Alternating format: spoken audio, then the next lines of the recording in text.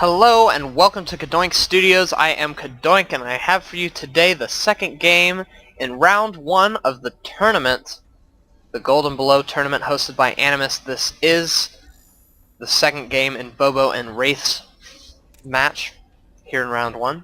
And Wraith won game number 1, and so if he takes this, he will move on to round number 2.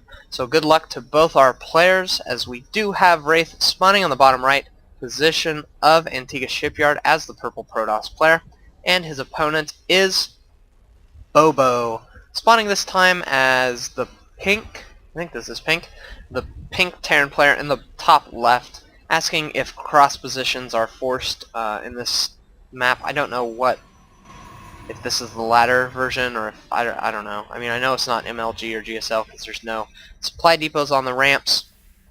However, except for this one that Bobo is building. So I don't know if it is forced positions, however they are indeed cross positions today. So yeah, in game number 1 we saw Wraith go for a Zealot a Zealot High Templar build so that he could storm Bobo's Marines. It was very, very effective because Bobo only built Marines, and so I would love to see Bobo build some units other than Marines this game. Maybe some Marauders or some Ghosts, very, very good units in TVP. And so yeah, this is the Gold and Below tournament. A tournament for Gold League players, Silver League players, Bronze League players.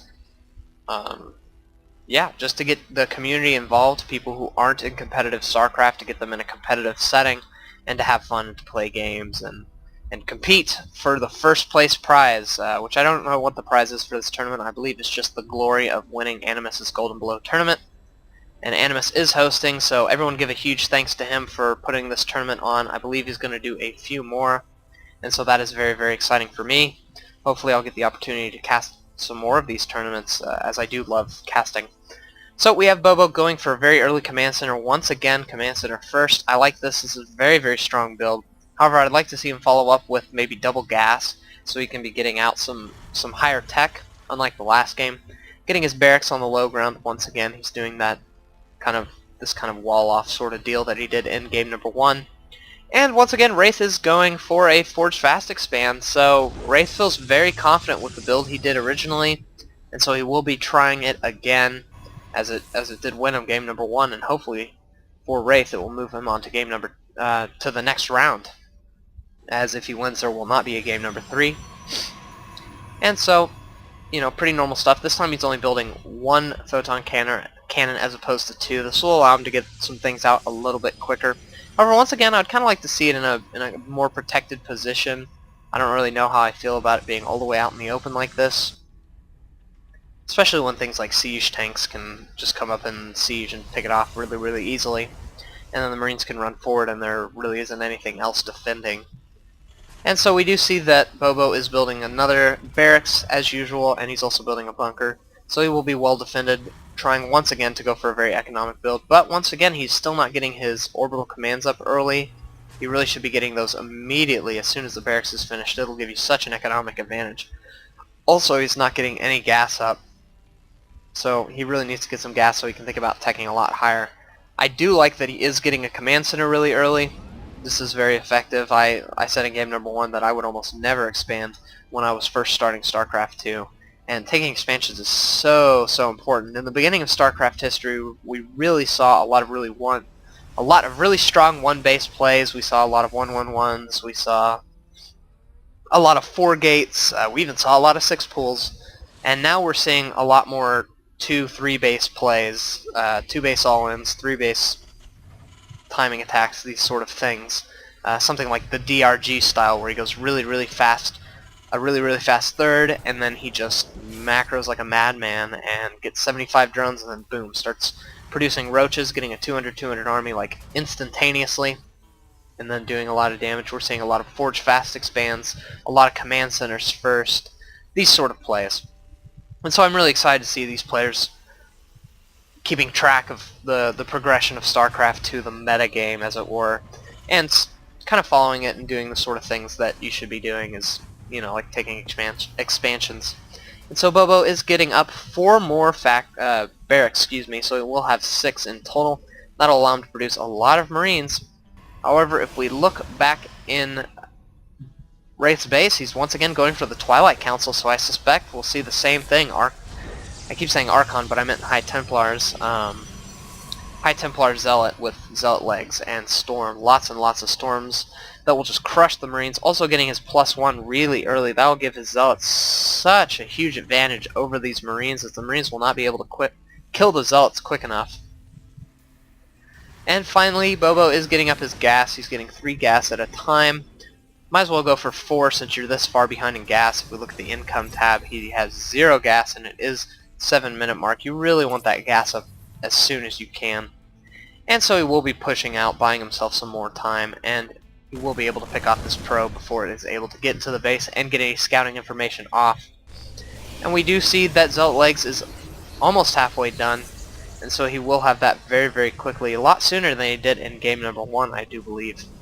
So this will be very effective. He does have 3 Zealots on the field right now, as well as a cannon and a stalker. They should be able to hold off this force if Wraith can get another warp in, and if this +2 can finish before they get there. However, this timing attack might be a lot stronger than in game number 1. Bobo has a lot of Marines, and now Wraith is going to have to pull some stuff back, actually going forward with his Zealots. And it seems like Bobo is trying to target off the Stalker. However, the Zealots are just having a field day with the Marines, just crushing them all before the bunker gets even really started. And yeah, he very, very effectively stopped this attack from Bobo. Bobo will need to cancel this as soon as he can. Please cancel it. Ah, there's the cancel. Very nice. And so now he really needs to run these Marines back, as he can't do any more damage. And once again, there is the Templar Archives. So we are going to see Zealot High Templar. We're going to see the exact same game we saw in game number 1, this time just on Antigua Shipyard. So we'll see if Bobo is able to hold it this time, or if he will once again fall to the Storms. A Storm is such a good upgrade. For those of you Protoss players who don't build Storm, you need to build Storm. Do it. It's so strong. I lose to it all the time when I'm in Diamond League.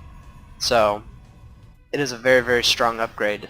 Definitely recommend it to all my Protoss friends. And so Bobo's getting up some more gas so he can afford to get that many High Templar. High Templar are rather expensive. And once again, Bobo is going to go up into Wraith's natural, but there's just too many Zealots, and now the Zealot charge is done, he won't be able to run the Marines away. However, I think Wraith doesn't really want to go out that much farther, so he will let some of those Marines live. He knows that he can just storm them, and they will all go away very, very quickly. And look at this! Bobo is building 2 factories. I'm very excited for this. As in game number 1, he did not build any other units other than Marines, and so now he can hopefully get some medevacs up, maybe get some tanks. Maybe that's what this tech lab is for. And so we'll see if he decides to do that or not. Looks like Storm has finished, so he will be building up a little bit of the energy on these High Templar, and then building a few more, and he'll probably move out. He is going to be moving out here pretty shortly. And luckily for him, all these Marines are kind of clumped up together, so 1-2 Storms will be able to do a ton of damage to these Marines. I'm a little bit worried for Bobo, as his tournament life is on the line here, and it looks like Wraith is going to be moving out finally, and he will run straight into this ball of Marines, and he will storm them, I do suspect. The Zealots moving forward, kind of going to the side, and here comes the High Templar. 2 massive Storms going down, just killing, oh my gosh, all the Marines. If we look, there was not that much damage dealt to the Zealots. Oh man, Bobo, this is not looking very good for you. You really need to go home and start building some bunkers and just worrying. Oh man, saying it was a huge pain. Very, very much a huge pain. I've been there, I've done that. I feel very bad, but get some Marauders, get some Ghosts. You can deal with it. Just EMP them. It's difficult, but it just takes some practice. And Wraith, just bluntly, that was the idea. Really, really not caring. He just wants to end this, win it. And look at this. We do have some tech labs, so hopefully he'll start getting Combat Shield as well as Stim. Maybe some Marauders. Marauders are so good. Build some Marauders, please. Nope, just continuing to build the Marines. And so I don't think this is going to go very well for Bobo, as this Zealot army is going to move up, check for this third, see that nothing's there, and continue to try to attack. fact, the command center will be flying right over and seeing this army, and so Bobo knows what's coming. He needs to pull these Marines back. However, it is too late. Storm's going down, killing them all, and these 2 siege tanks do not even have siege, so they won't be able to siege. Man, just storming everything he can, and now these Zealots will be able to come up and pick off these siege tanks really, really easily. Even storming the siege tanks, just killing them instantly. And now he'll be storming the mineral lines once again, just like in game number 2. Or game number 1, excuse me, this is game number 2. And now it is looking very much over for Bobo.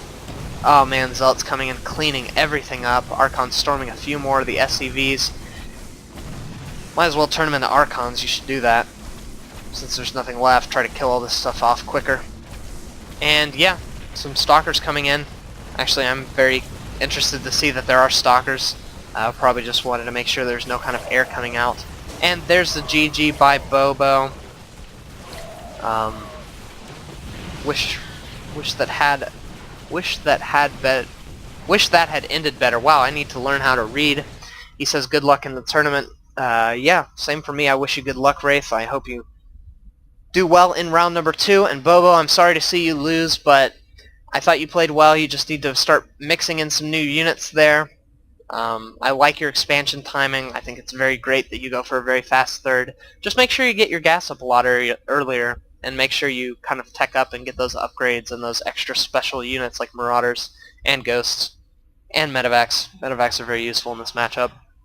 And so yeah, good game to both of you. There will be no game number 3, and so thanks for watching. This is the Gold and Below tournament. I am Cadoink.